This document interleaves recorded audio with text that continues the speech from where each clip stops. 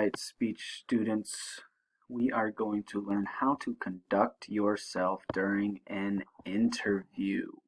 So, I am going to take us through these notes, and I tried to make these notes a little fun by adding in some memes. So, why do you want to be a door-to-door salesman for us? Me, thinking of all the dogs I'll get to pet. I believe in your products. A little bit funny, a little bit of a funny joke to get us started.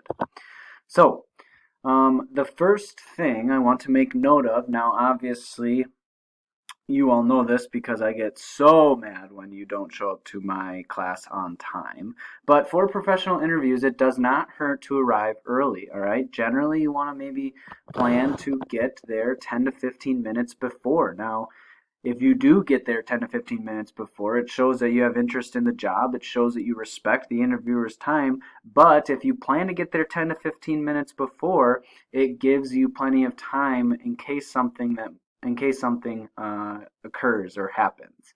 There's no parking. You go to the wrong floor. There's an accident that blocks traffic. There's a long train. There's icy roads. Whatever the case may be. But if you plan 10 to 15 minutes before, that will give you plenty of time in case something does come up. 2, you want to dress for the job that you want. Now, here is just kind of like a little snippet, a little guide of, business professional attire as opposed to business casual attire. Obviously, it depends on the job that you are interviewing for, but for example, you're probably not going to want to show up to McDonald's in a full-blown tuxedo if you're interviewing for a cashier job. But anything, post high school, professional job, I would probably recommend, business professional attire. 3, you want to be confident and display positivity. So if you show up to an interview, you want to greet everyone positively. So if you're showing up and there's a team of 5 people interviewing you, take the time to greet and shake the hands of all 5 of the people that are interviewing you in a positive manner. Ask them how they were doing, and obviously introduce yourself. You want to show enthusiasm for the opportunity. Thank them for allowing you the chance to interview before and after. And then you want to try to avoid fidgeting. I think we see in speeches it can be a little bit distracting if somebody is up in front of the class fidgeting and moving around and touching their face and tapping their hand or whatever the case may be. This shows that you're nervous. It shows negativity. It shows little confidence. So one thing to do, which honestly I do before doing a big lesson or something that I know is important, have some type of breathing exercise to calm down. So I want you to all try with me. We're going to breathe in for 2 and out for 4. So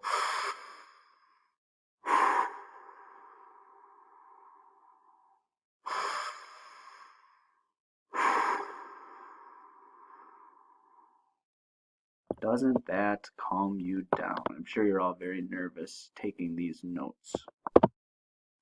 Next,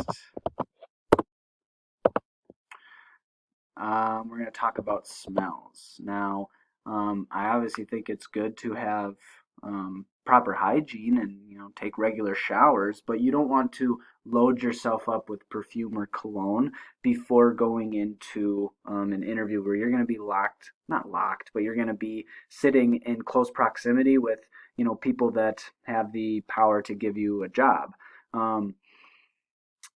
Your cologne or your perfume may smell good to you, but that doesn't mean that it's going to smell good to everybody that has to smell it. So that doesn't mean going there smelling really bad, but try to avoid, giving yourself what do they call it, a body wash shower where you just spray yourself with cologne or perfume and think that that makes you clean. It doesn't. Try to avoid, overdoing it. Maintain eye contact, just like in speech. It shows confidence. It's important, but you don't want to be staring at someone, just like you don't want to be giving your speech and staring at someone in the front row. So, don't stare into their soul. I think it's okay to glance down occasionally or in the distance occasionally to break the eye contact, but you want to make sure that you're maintaining eye contact as you are answering these questions. One small note to make note of is you want to try to avoid staring at the door or the clock, as it may give off the impression that you have somewhere better to be. All right, so try to maintain eye contact. It just shows personal. It just makes you more personable, and it displays confidence. Posture. We're going to go right here. I gotta move this up a little bit, but mirror the posture of the interviewer. I think good posture includes sitting straight up, shoulders back, hands in front, whereas bad posture gives off the impression that you don't care, you're not taking it seriously. That's why with body language, I always look for posture. Are you slumped over? Are you standing straight up? Because I think that really shows, how confident you are in what you're saying and how prepared you are. So if you have good posture and you're maintaining good eye contact and you're answering the questions to the best of your ability, it's just going to display and give off a more positive vibe. Gestures. Okay, now you don't obviously want to overdo it, and I know you can't see me right now, but you don't want to be flailing your arms around while you're talking. But if you do use small gestures, it does make you look more confident. It makes you come off as you are very sure and positive about what you're saying. It also helps give off like an enthusiastic persona. All right, and like I said, you don't want to be too obnoxious because it could, take away from the answers that you're giving. It'll be distracting for them. But I think using small hand gestures while you're answering can only help you. Speaking effectively. Oh wait, you're okay.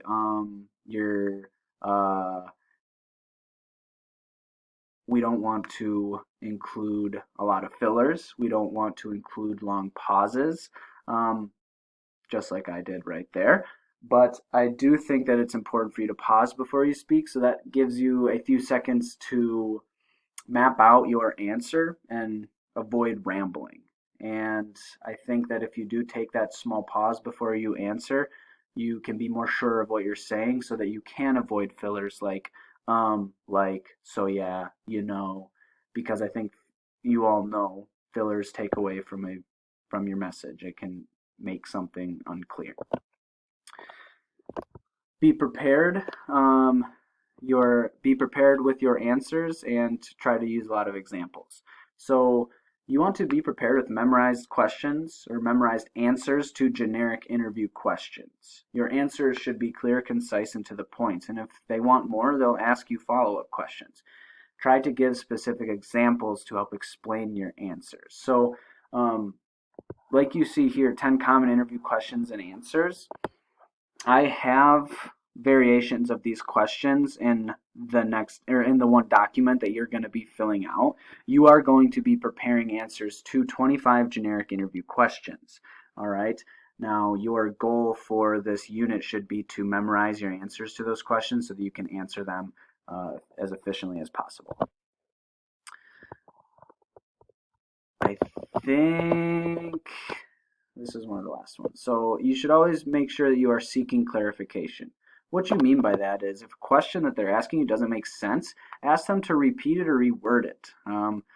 You could also restate the question to them in a different way to see if they confirm that it was indeed what they were asking. But I think that this is very important because if you don't understand the question that they're asking you and you answer it based off of how you think or what you think they were asking you, you could come off as kind of silly by answering a question that they didn't even ask you.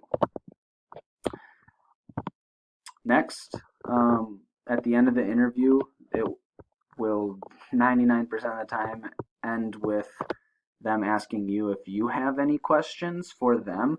I think it's always important to have at least one. It helps show that you're interested in the job. It shows that you've done research and are knowledgeable about the company, and it just simply helps you stand out. So try to have one question prepared for the end of your interview.